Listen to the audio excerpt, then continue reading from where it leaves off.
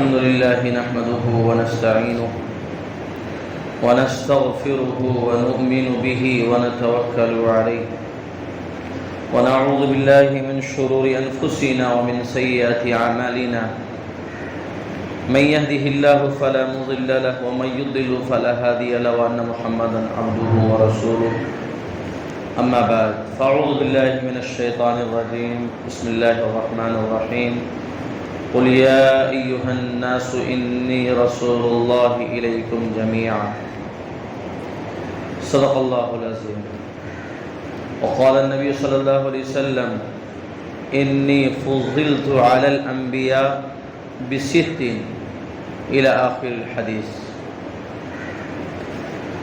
معزز بزرگان دوستو اور عزیز ساتھیوں، آج کا جو خاص ٹاپک ہے، اصل تو علامت قیامت کے بارے میں بات چل رہی تھی، لیکن آج خاص موضوع کے تحت آپ کے سامنے بات کرنا چاہتا ہوں. وہ موضوع یہ ہے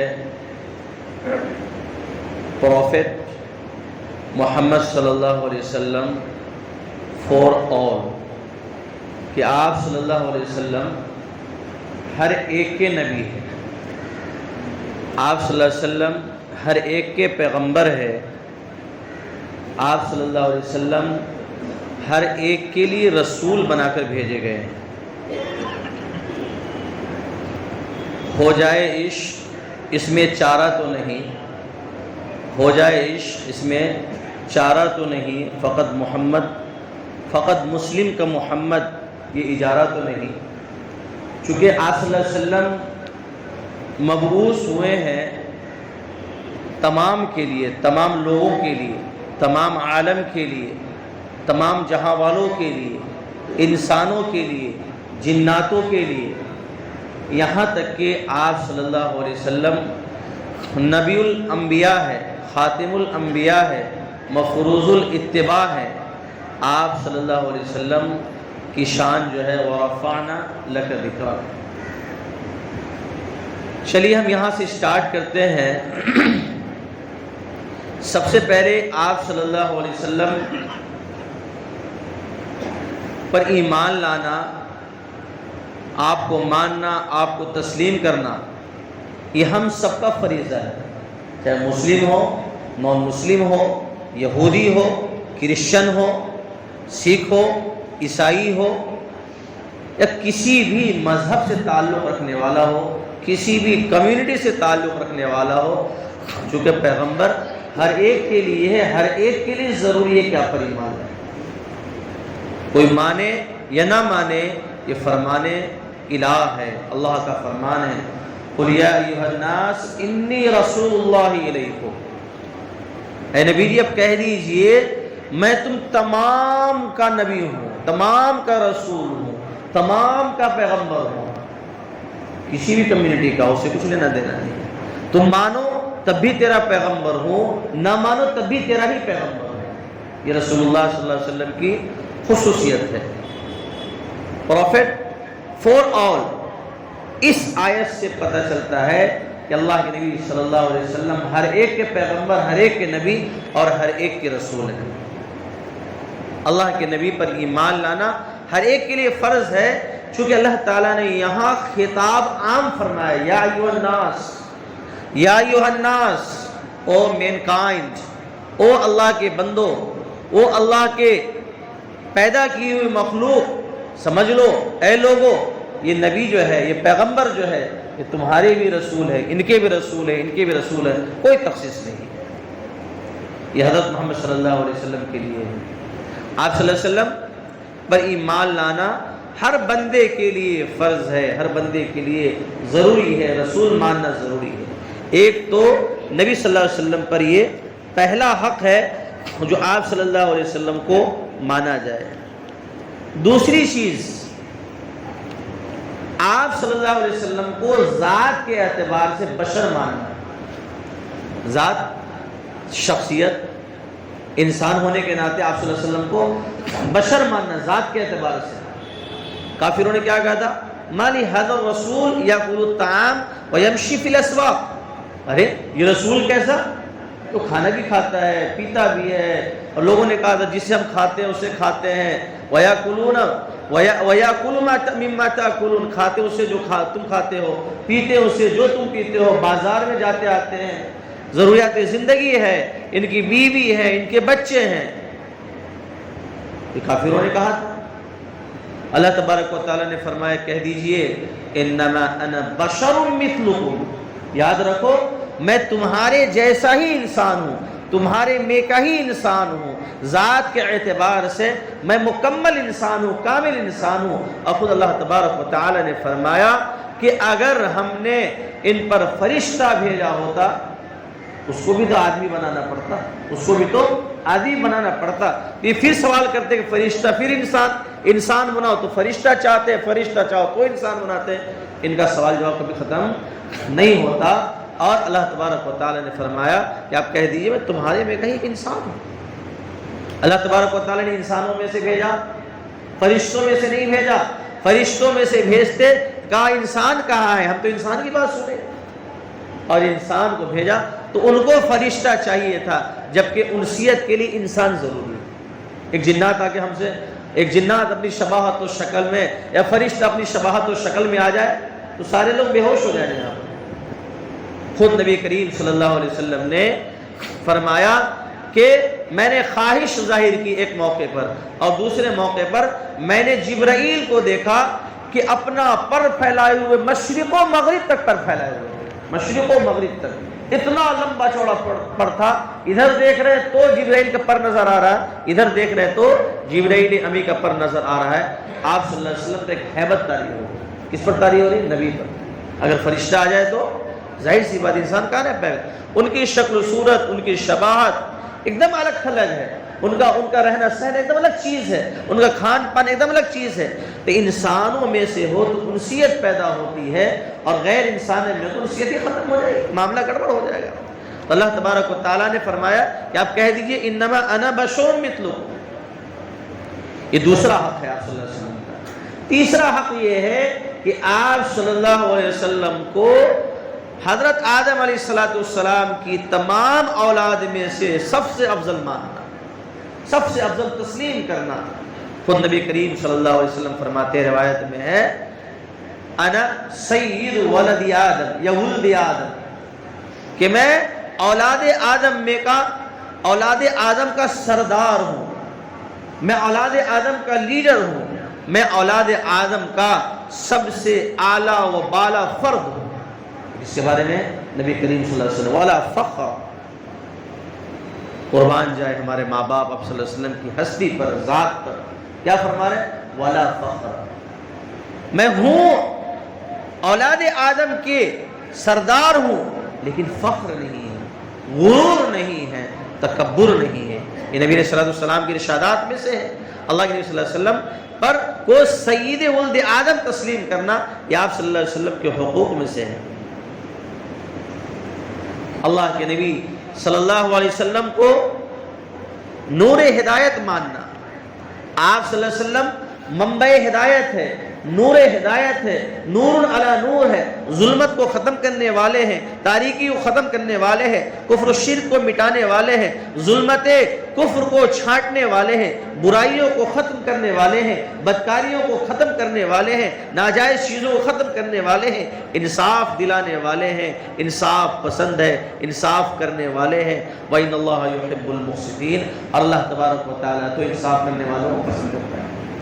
اللہ کے نبی صلی اللہ علیہ وسلم نے اس دنیا میں عدل قائم کیا، اس دنیا میں برابری قائم کی، اس دنیا میں اونچ نیچ کو ختم کیا، انٹچیبلٹی کو ختم کیا۔ اللہ تبارک و تعالیٰ کے پیغمبر وہ چھوا چھوت کو ختم کیا، انسانی سپیریورٹی کو ختم کیا، انسانی برتری کو ختم کیا، ذات کے اعتبار سے، پات کے اعتبار سے، حسب و نسب کے اعتبار سے، دولت کے اعتبار سے، انسان کی تعلیم کے اعتبار سے، لیاقت کے اعتبار سے، گورے کالے ہونے کے حساب سے، علاقائی ہونے کے حساب سے اللہ کے نبی صلی اللہ علیہ وسلم نے سب کو پاؤں تلے روند دیا۔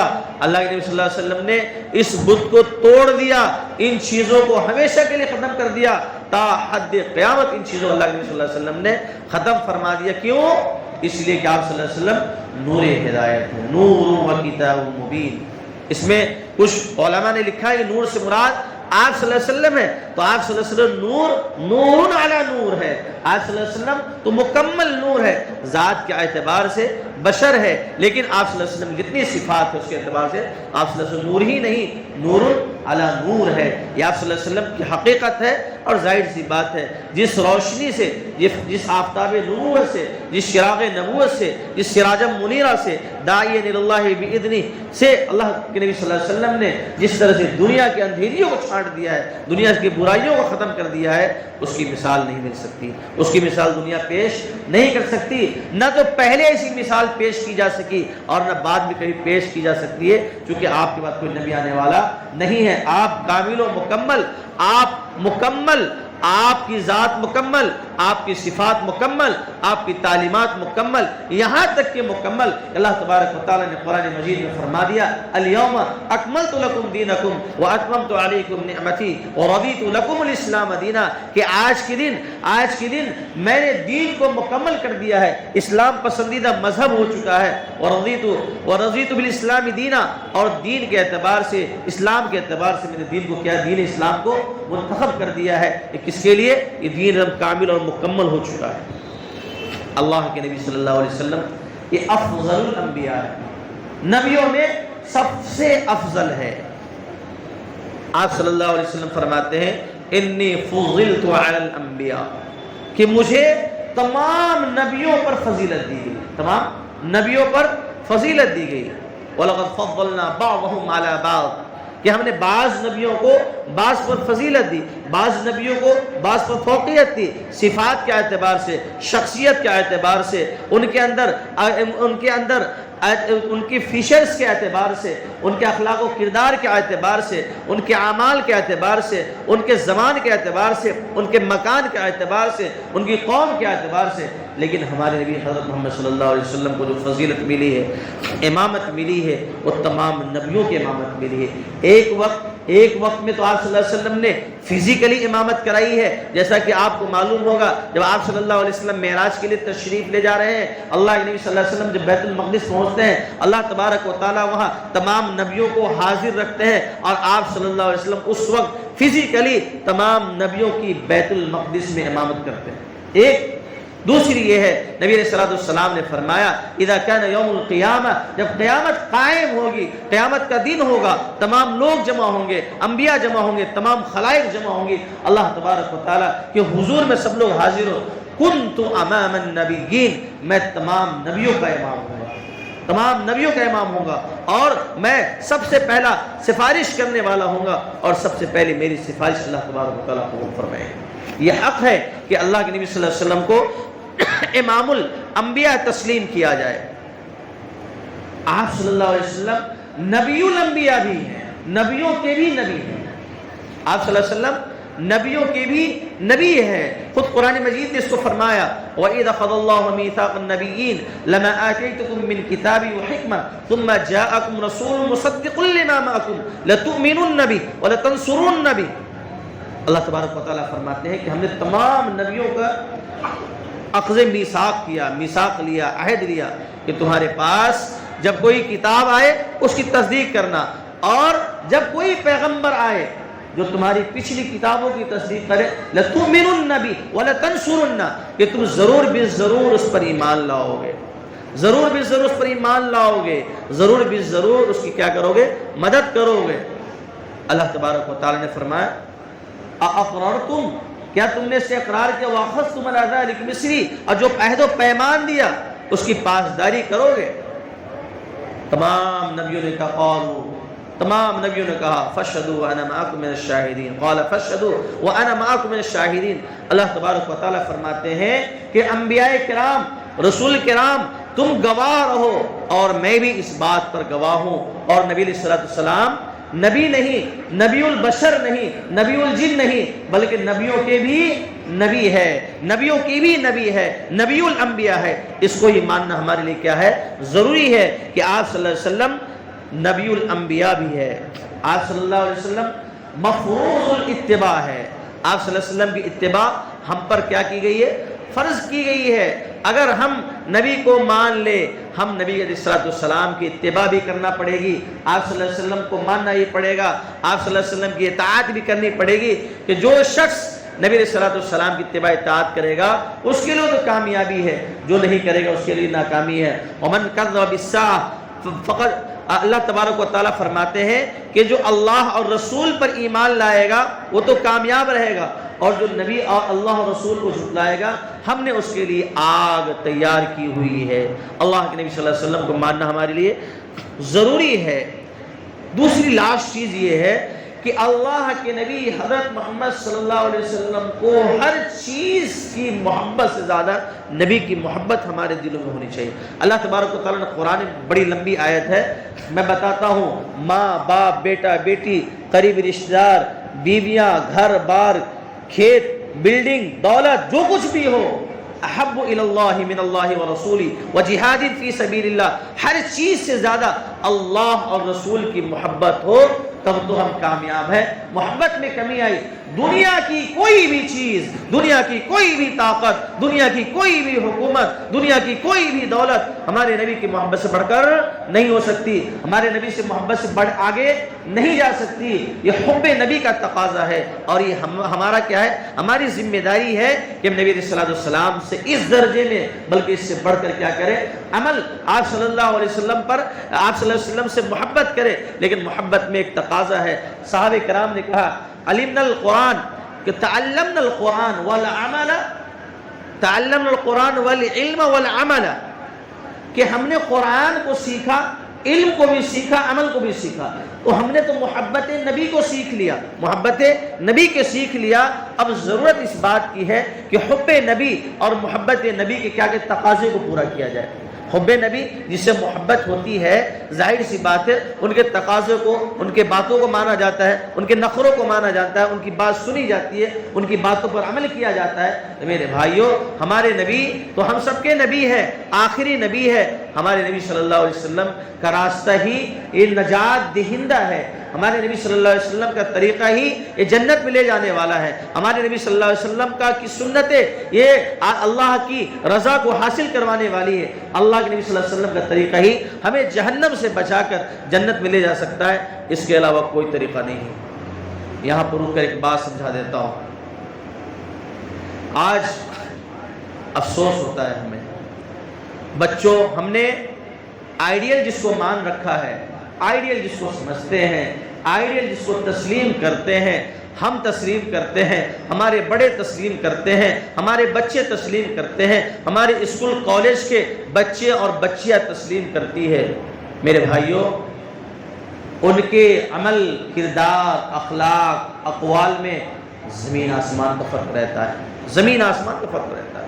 اب پوچھ لیجئے، ہم میں سے اکثر جو ہے بہتوں اللہ کے نبی کے علاوہ سے محبت کرتے ہیں، ہم اس کو چاہتے ہیں، کیوں چاہتے ہیں؟ اس کی بات بڑی اچھی ہے، ہم اس کو چاہتے ہیں، ان کے کردار بہت اچھے ہیں، ہم ان کو چاہتے ہیں، ان کی رائٹنگ بہت اچھی ہے، ہم ان کو چاہتے ہیں کہ اس کی وہ یہ صفات اچھی ہے۔ اللہ کی قسم، نبی کے اندر کیا صفات کی کمی تھی کہ آپ کو دوسروں کو تلاش کرنے پڑے؟ نبی کے اندر کس صفات کی کمی تھی کہ آپ دوسروں کو تلاش کر رہے ہیں اور دوسروں کو آئیڈیل سمجھ رہے ہیں؟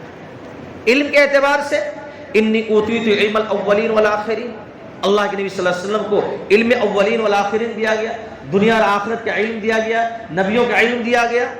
اللہ کے نبی صلی اللہ علیہ وسلم کو اخلاق و اقدار کے اعتبار سے کسی کو آئیڈیل سمجھتے ہو، وَإِنَّكَ لَعَلَىٰ خُلُقٍ عَظِيمٍ، اللہ تبارک و تعالیٰ نے کہا۔ اللہ کے نبی صلی اللہ علیہ وسلم کو سماجی اعتبار سے، اخلاقی اعتبار سے سمجھنا چاہتے ہو، اللہ کے نبی صلی اللہ علیہ وسلم نے غیروں کے جنازے کے لیے آپ صلی اللہ علیہ وسلم کھڑے ہو گئے، رواداری کی بات کرتے ہو، اللہ کے نبی صلی اللہ علیہ وسلم ایک پرندے کے لیے، ایک جانور کے لیے اللہ کے نبی صلی اللہ علیہ وسلم وہ آگے شکایت کرتے ہیں، اللہ کے نبی صلی اللہ علیہ وسلم اس کو سیکھتے ہیں اور کہتے ہیں جو جاندار پر رحم کرے گا اللہ اس پر رحم کرے گا، ارحموا من فی الارض یرحمکم من فی السماء، زمین والوں پر رحم کرو اللہ رحم فرمائے گا۔ بیوی بال بچوں کی بات کرتے ہو، نبی علیہ السلام نے فرمایا خیارکم، تم میں سب سے بہتر یہ ہے وہ ہے کہ جو اپنے گھر والوں کے لیے بہتر ہو، اپنے بیویوں کے لیے بہتر ہو، اپنے معاشرے کے لیے بہتر ہو۔ معاشرتی نظام کے بارے میں آپ اگر بیان کر رہے ہیں، نبی علیہ السلام نے معاشرتی نظام کو قیام کرنے کے لیے نبوت سے پہلے بھی، نبوت کے بعد بھی ایک حلف الفضول ایک جماعت تھی، اس کے ذریعے ظالموں کو روکا جاتا تھا، ظلم کو روکا جاتا تھا۔ آپ صلی اللہ علیہ وسلم نبوت سے پہلے بھی شامل تھے اور فرمایا تھا آج بھی مجھے اس نام کے ساتھ کوئی آواز دیتا ہے تو میں وہاں حاضر ہوں۔ سپہ سالاری کے اعتبار سے بات کرتے ہیں، جنگی میدان کے اعتبار سے بات کرتے ہیں، جنرل کے اعتبار سے بات کرتے ہیں، تو ہمارے نبی صلی اللہ علیہ وسلم سے بڑا سپہ سالار کون ہو سکتا ہے؟ کس اعتبار سے آپ آئیڈیل سمجھتے ہو دوسروں، کس نقطۂ نظر سے سمجھتے ہو؟ آئیے ہم جن کو آئیڈیل سمجھتے ہیں، جن سے محبت کرتے ہیں، نبی علیہ الصلوۃ والسلام نے فرمایا، ایک صحابی تھے موت کی باتیں کر رہے تھے، اللہ کے نبی صلی اللہ علیہ وسلم نے فرمایا کیا تم نے موت کی تیاری کر لی ہے؟ تو وہ صحابی کہتے ہیں اے اللہ کے نبی، موت کی ہمارے پاس کوئی تیاری نہیں ہے، اللہ کے سامنے کون کھڑا ہو سکتا ہے؟ اللہ کے سامنے کون کھڑا ہو سکتا ہے؟ کون جواب دے گا؟ کس کی اتنی ہمت ہے کہہ دے میں جنت میں چلا جاؤں گا؟ کس کی ہمت ہے کہہ دے کہ اللہ کی مرضی مجھے شامل ہو گئی ہے؟ وہ صحابی کہتے ہیں اے اللہ کے نبی کچھ بھی نہیں ہے، میں صرف آپ سے محبت کرتا ہوں، آپ سے محبت کرتا ہوں۔ نبی علیہ الصلوۃ والسلام نے فرمایا المرء مع من احب، کہ وہ شخص اس شخص کے ساتھ ہوگا جو جس سے محبت کر رہا ہوگا۔ دنیا میں جس سے محبت کرو گے آخرت میں اسی کے ساتھ تمہارا حشر ہوگا۔ ہماری محبت اگر نبی کے ساتھ ہے تو ہمارا بھی حشر نبی کے ساتھ ہونے والا ہے، ہماری محبت اگر غیروں کے ساتھ ہے تو ہمارا بھی حشر اللہ بہتر جانتا ہے کیا ہونے والا ہے۔ صحابی نے یہ بات کہی، حب نبی کو ثابت کیا کہ اللہ کے نبی کچھ بھی تو نہیں، صرف آپ کی محبت میں کہہ رہا تھا، کوئی تیاری نہیں ہے۔ میرے بھائیوں آج دیکھ لیجئے ہم نے کن کن کو آئیڈیل مان رکھا ہے، کن کن کو آئیڈیل تسلیم کر رکھا ہے، کن کن کو فالو کرتے ہیں، ان کی ذات کو، ان کے سٹائل کو، ان کے بال کو، ان کی چال کو، ان کے کردار کو، اور وہ کبھی اسلام کی نمائندگی کرتا ہے تو کبھی بتوں کے سامنے جا کر پوجا بھی کر رہا ہے۔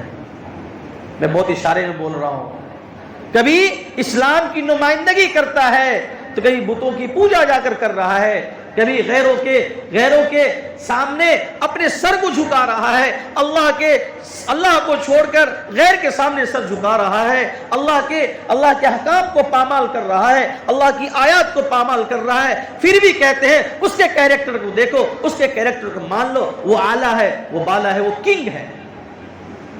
استغفر اللہ۔ میرے مسلمان بھائیوں کہاں ہو کنگ، کہاں ہو کنگ؟ ہمارے نبی سے بڑا کوئی بادشاہ ہو سکتا ہے، ہمارے نبی سے بڑا کوئی اخلاق کردار والا ہو سکتا ہے، پھر کہاں جا رہے میرے بھائیوں؟ آپ اللہ کو چھوڑ کر غیروں کے سامنے سر جھکانے والوں کو آپ نے تسلیم کر دیا، ہمارے نبی کو چھوڑ دیا۔ اے نوجوانوں، اے دانشوروں، اے اسکولوں کالجوں میں پڑھنے والوں، ہمیں ہر وقت نبی علیہ الصلوۃ والسلام نے فکر آخرت دلائی ہے، فکر آخرت۔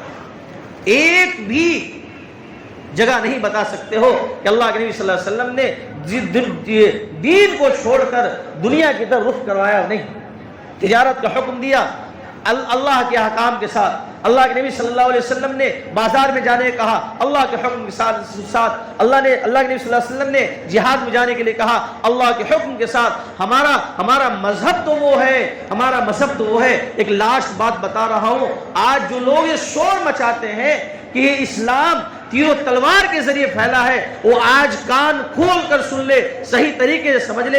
اللہ کے نبی صلی اللہ علیہ وسلم پر جو جہاد فرض ہوا تھا وہ ہجرت کے بعد 2 ہجری میں، یعنی ہجرت کرنے کے بعد جب 2 ہجری گزر چکی، تقریباً نبوت کے 15 سال گزر چکے تھے اور صرف 8 سال باقی تھے۔ 8 سال میں 7 سال تک اللہ کے نبی صلی اللہ علیہ وسلم نے جہاد کیا، تقریباً 28 جہاد کیے ہیں، جن میں 7 میں لڑائی کی نوبت آئی ہے، اور ان لڑائی کے نتیجے میں میرے بھائیوں صرف تقریباً 250 مسلمان شہید ہوئے۔ کتنے؟ 250 مسلمان شہید ہوئے، اور کافروں میں سے 759 صرف شہید ہوئے۔ کون کہتا ہے اسلام تیر و تلوار سے پھیلا ہے؟ بھائی کس کا دعویٰ صحیح ہو سکتا ہے؟ 28 غزوات، جن میں سے 7 میں جنگ ہوئی اور 21 میں جنگ نہیں ہوئی، اور جس میں جنگ ہوئی یہ دیکھیے کہاں، اگر تیر تلوار